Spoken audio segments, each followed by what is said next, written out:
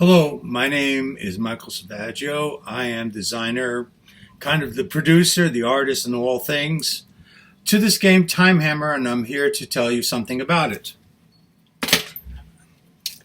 Okay, so I'm going to use the same reference that I have at the beginning of the rule book, so this way I don't miss anything. So the first thing I am going to do, though, is I'm going to read you a little bit from the back of the box. This is a VCR case, and it's loaded with goodies, But the thing is that, here we go. As you know, time travel, aka jumps, will be discovered in 2029 and lead to the struggle to control time. Your agents will fight and use gadgets to victoriously defeat our rivals in every decade. 7 of them. Sadly, the process of doing time causes historically arrayed multi-moment event resets called hammers. Hammers can harm agents in any past, present, or future decade. Good luck. Time is on our side. Yes, it is. By the way, hammers have no bias. They will take out friend and foe. So it's one of the few times when two players who are trying to destroy each other might actually help each other to not get wiped out. So anyway, Time Hammer is a 2 to 4 player game, age 12 and up. Takes 20 to 30 minutes. Players set agents in past and future decades, which there are 7 of them, and that allows them to acquire assets, powers, and skills.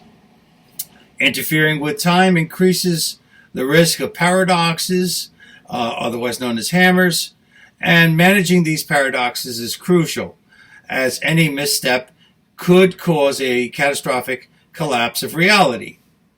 The tension between risk and reward is central to the game, where players must carefully navigate their interventions to avoid disastrous consequences while still striving for victory. That's on the back of the box. Now here we go. Now, first of all, when you're playing the game, there's a couple of things that you're going to set up. You're going to set up these cards, which each player gets a set of these 3 cards, which represent all 7 decades, okay, and a reminder as to one of the Fidos that you receive. Now, you'll notice this card matches the little image over here. This is your Fido, which is a fetchable, independent, digital operative. Essentially, an agent you cannot lose. Okay, so over here is where they get placed, below or above those white tubular shapes. In the red, that is where you get assets, where you get them at the beginning of your turn, and in the green are powers that are ongoing. For you Magic the Gathering people, passive powers. In 2020, that's where human beings tend to spawn. Now, we're going to keep track of your skill in time travel with one of these cards, and you're going to have your handy dandy, let's see if I can get this little guy in my hand. Okay, that is your little historian, which will go on those spaces. Another piece of the game are the green and blue cubes, which represent actions and also represent jamais. Jamais is, for gaming purposes, a redraw of a card, but as I understand it, jamais means that which could never have happened, so it's your interference with time itself. So, here we go. Now, let's look at the components. Now, you will have 3 different types of agents that you'll be placing. Where did I put those cards? Like, let's say this card over here. If you want to place this card next to it, that means that robot would be in the year 2000.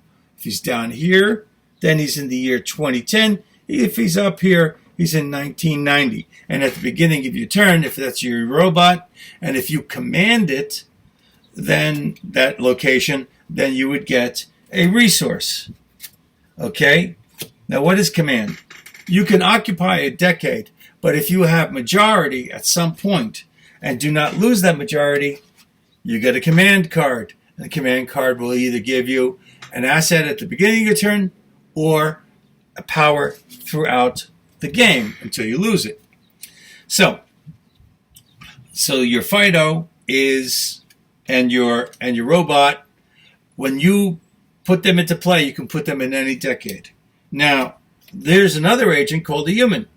Now, the humans have the advantage of when they're placed, if you happen to own or hold enough, occupy enough decades, then you do not have to expend cards in order to play them. These guys, you do. Right there. They both require cards pretty much all the time. The exception is your Fido, which is the weakest one of all. If at the beginning of your turn you have no agents in play, you get to place him for free, which is nice. But then he's a wimp. So anyway, these guys can be played without the cost of cards. And when they are, then they get placed in the present, because that's where you're recruiting from, right? You get your people from the present, aren't you? So anyway, there we go over here. And nothing is gained in the present in regards to assets or powers. Okay? Now, if you want to travel from one location to another, let's say you have somebody in 2030 and he wants to jump or go to, and he wants to go to this location above, which is nice. Okay, that's 2 away. 1, 2. So he would have to get a value of 2 in order to do that jump. Now, one of the ways to do that is you play a jump card just to be able to jump, plus it costs you an action, and you add his J status, which is jump bonus versus attack bonuses, which is over here. Yes, there's fighting in this game. Jump bonus would be added 1. So now he needs a 1 or higher because it's 2 away. What's going to happen is from the deck, we're going to draw, and let's just draw any old thing. Let's say we drew this card, even though we just used it as an example for jumping, right? Let's say it wasn't the same card. And the flux comes up, which is a random number from 0 to 7. It's an 8-sided die. And 0 plus 1 isn't enough. He would crash and burn. He wouldn't make it. If it was a Fido, he goes back in your hand, and the other agent is destroyed. And that means that you cause a time hammer to come to be, well, maybe not come into play, but be tested to see if there is a time hammer. Now, there's 2 types of time hammers. Okay, there's the ones with the gray borders and no numbers on the bottom, and the ones over here which go in the deck. These will determine how difficult the game is. So the more you put in at the beginning of the game into what's called deja vu, which is reoccurring bad luck, reoccurring time hammers, okay, that increases the difficulty of the game because there's more that can be hit. Now, these are both the same. See, 2040, 2040, I picked those particularly because, just letting you know, you could have 2 time hammers in your deja vu, which increases the chances. You can always look at your deja vu to see what's going on there. Okay? See what your odds are. So if you see a particular decade has a lot of potential problems, you might want to avoid it. Or maybe you want to go there and see if you can, stop the time hammer, because that will get you skill. See, that's the thing. As your skill increases, when you reach this spot, you gain 1 for your repair. You have no repair when you start. And then when you go to make it to the next spot, which would be right over here, then you have repair 2. Now, these are also special because they let you dig through the discard pile. So, one of the last things to talk about in regards to cards are gadget cards. Now, gadget cards, they're basically a little bit they're each one is unique. Okay, and as you can see, there's 3 gears: green, black, and red. But that's not true of all cards. That's just, I gave you the best example. And also have 3 different symbols. You have a key, you have a hand drawing from a deck, and you have a little spinny thing here, which represents actions. So there's actually 4 phases in the game. There is your prep phase, where you're preparing to play. Then there is the discovery phase, which is right here. And that is when you see if you can get more skill. If you don't get more skill, guess what? You get a resource, because that's what your boys were doing. So anyway, and then over here in the middle with the little hand drawing, okay, that is your draw phase. That's when you reestablish your hand.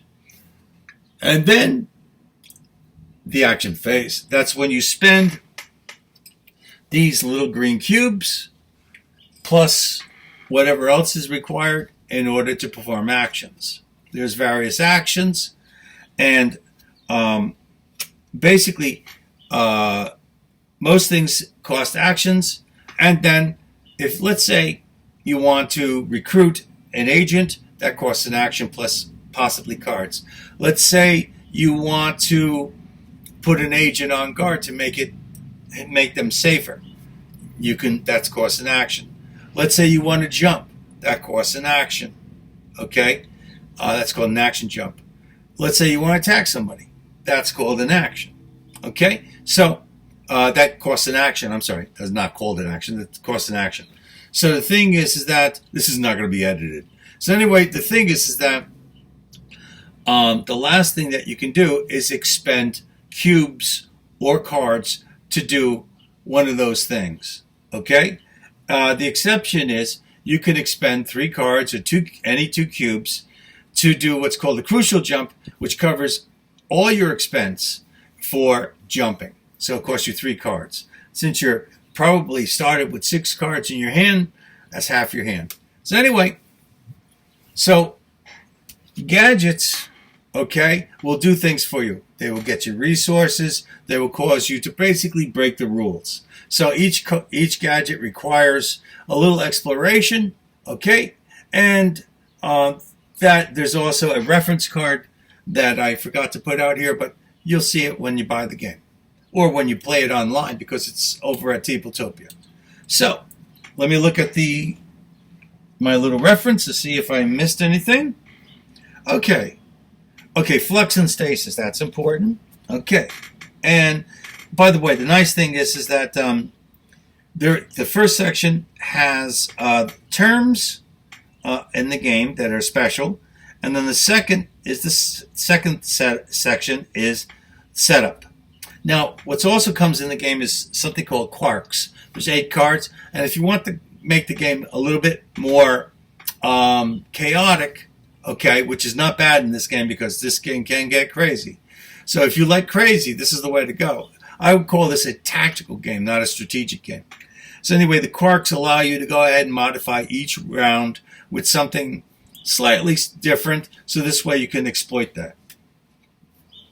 So after you, okay, let's talk about reboots. Reboots is when you use Jumei. You can have a maximum of 2 Jumei, and that basically forces you or your opponent or your rival to redraw a card in order to reestablish the random number that they're looking for. Now, this is stasis. That is used only to repair time hammers. Yes, they can be repaired. And this over here is flux, that's used for any other random event. So this is one thing, which is repairs, and this is for everything else. Okay? So essentially, when a time hammer is drawn and it appears at the decade, and there are either your opponents, any agent there, regardless of who owns it, if they're there, then the time hammer takes place, and you have to match this level on your stasis draw. So if you drew a 3 with this card, you would fail. because you need a 7 or higher, unless you've got some crazy stuff going for you. Okay? Now, if there's more than one agent there, it increases by 1. So that makes it even worse. So if you repair a time hammer, all of the agents there, friend or foe, all go up in skill. Isn't that nice? They watched. So there's that. If they fail, they are shipped to 2020, which is the present, kind of like a no man's land. And in this particular case, since it's 2040, it would move down to 2030. And then if there's somebody there, they have to try to fix it. If they can't fix it, okay, then it hits 2020. If there's nobody there, it just keeps going to 2020. When it hits 2020, everybody with a recruit there, whether they were part of this repair thing or not, they could have been hanging out, in Colombia, drinking Mai Tais. Sorry, you're gone. You got to lose one agent of your choice in 2020. Those people that also lost their positions along the way are not happy either. Okay, getting there. So, how does combat work? I think combat is very, very cool. In this game, what happens is that you don't when you initiate a combat, it's actually called readying an attack. Okay, so what you do is you say, I'm going to ready an attack. You look at whatever card you happen to draw. Let's say it's this one because it's in the deck, and you pull it out, and that's what it is now. So you look at it, and in this particular case, it's a 1. So here's the thing. When you ready an attack, you are not committed to attacking. You're a time traveler. You look at this and go, that's the way it's going to go, huh? Okay. I can either go forward, given like I have some tricks up my sleeve. I could try to bluff, okay? Or I could just call off the attack. If I call off the attack, I put the card in my hand, okay? If it's a time hammer that I drew for a random number, okay, then what happens is that I can't put that card in my hand because it's not that kind of a card. So instead, I would get a jamais if I had less than 2. So you can call off or you can launch. So if you launch, you place this card either face down or face up next to the recruit that's attacking in that decade, because you have to attack within the same decade, one recruit to another. That's an opponent. Then your opponent, if they're on guard, their ability to defend is increased by 1. If they're not on guard, it's whatever it shows, plus any bonuses. So the thing is that if they have a jump card in their possession and they're not on guard, they can choose to escape. If they don't think they're going to win and you want to save that recruit, they can escape. And they have to jump to 2020 because they weren't prepared. If they were on guard and they choose to escape, they can jump to any other decade. So that is, you could regret attacking somebody who's on guard, not just because they might beat you, but because if they jump to another decade that you wish they hadn't and get away with it, because they still have to make the jump, because no jump is guaranteed. So let's see what's left here. We did that. Oh, I forgot to mention, you can buy things instead of using cards for their face value. So you can discard 3 cards, or you can discard exhaust any 2 cubes, and you can then buy something. So what can you buy? Okay, you can buy a crucial jump. You can get a recruit from the discard pile if you want one. You can get an action cube. You can get a jamais cube. Okay? So you can do a lot by discarding cards and or cubes. Now, how do you win? You win by either reaching the letter E first. And something I forgot to mention, you decide how many rounds you're going to play. So you use a 6-sided die. If you're playing 4 rounds, you start with 4, 5, 5, 6, 6. Do whatever you want. It's your game, right? So the thing is that if you're playing with quirks, you can also lose a round because one of those quirks causes you to skip a round. That kind of stinks. So anyway, the thing is that so at the end, when the last player of the last round does whatever it is they do, the person with the highest skill wins. If there's a tie, there are tiebreakers. Okay. Now, one thing I didn't mention is if you happen, now, during the discovery phase, you will draw a flux.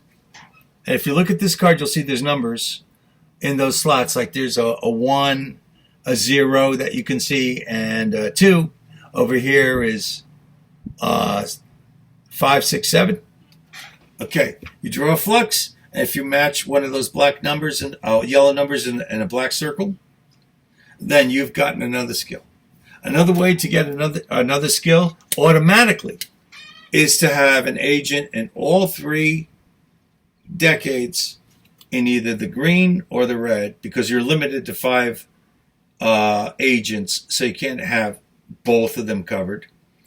And that gives you automatically a second skill, because you automatically get a skill in the prep phase, and then you can earn a skill in the discovery phase. And anytime when you are in the same decade that a time hammer is repaired, you also gain a skill. So skill, skill, skill, skill, skill. So if there is a tie, then if somebody amongst the people tied, if one of them, and only one, has the 1, 2, 3 thing that we just talked about, we have all 3 guys either in the past or the future, then they win the tie. The next tie is the most agents in the past and the future. We don't count the ones in the present because they're just like they're hanging out.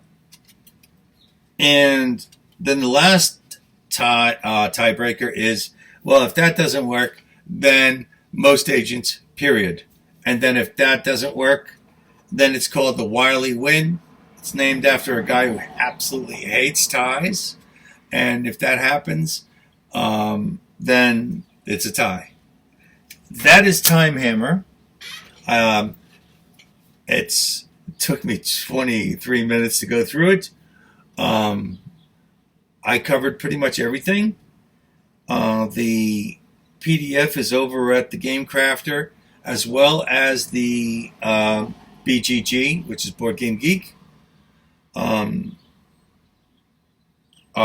Remember, you can customize this game 3 different ways: by length, by difficulty level, and by adding quarks. Because the quarks are pretty cool. And I'll leave you to discover all that stuff on your own. I think this is enough. This is Friendly Fire Board Games. Michael Savaggio, the designer, artist, editor, and actually my son Diego helped me edit this as well. I want to thank all the play testers that helped me. A lot of their DNA is in this game. This game's been fully play tested, and I'm very proud of it, and I hope that you enjoy it. And if you're a member of Tabletopia, it's free. And bye-bye.